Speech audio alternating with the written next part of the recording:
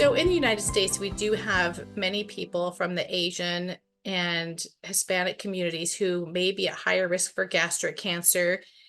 Do you suggest that they talk to their provider about getting screened, and how might they phrase that question? Can I get screened for the H. pylori? So if you had a patient who wanted to be screened or is interested in getting screened, how might they approach their provider in asking for the screening for Yeah, gastric cancer, H. pylori? right. I mean, I think the first step is to get tested for H. pylori, and pretty much everyone who is an immigrant to the U.S. is at much higher risk for having H. pylori. In the past, we used to say that the people from Asia, immigrants from Asia, had an 80% risk of having H. pylori. From Mexico, it was more like around 60%.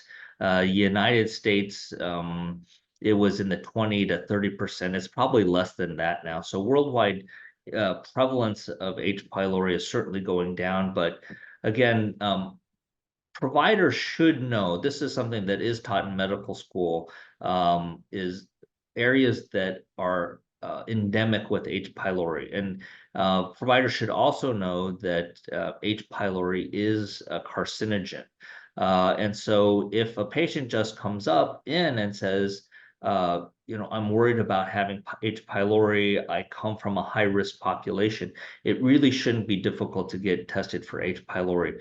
Furthermore, if they have any symptoms, especially any epigastric pain, what we call dyspepsia, that should also trigger the provider to go ahead and test for H. pylori, because that's part of the algorithm. So I think that all of these, it shouldn't be difficult to engage a provider on that particular issue. And so it is okay and appropriate for a patient to approach their provider and ask that question. So I appreciate that. I think it's important, and I think that patients need to be their own advocates, because I have heard of instances where providers have been reluctant, and in certain systems, they're discouraged from further testing because it's a capitated system. I think H. pylori testing is not that difficult. Sometimes if patients want endoscopy, it can be more challenging, but again, it's especially if you come from Korea or Japan, where they actually have instituted national screening with endoscopy. We actually have US guidelines that state that if you come from a country whose guidelines state you should have endoscopy, then you should also have endoscopy.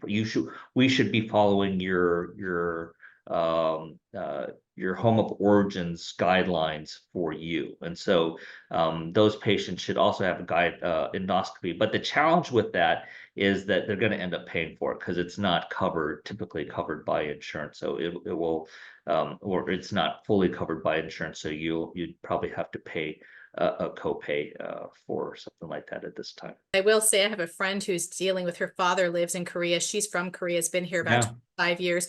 He has stomach cancer. So we've been having this discussion, and that's why I thought I'd ask that last question. She said she sometimes is afraid to approach her provider and ask, If you're afraid to approach your provider, you need a different provider.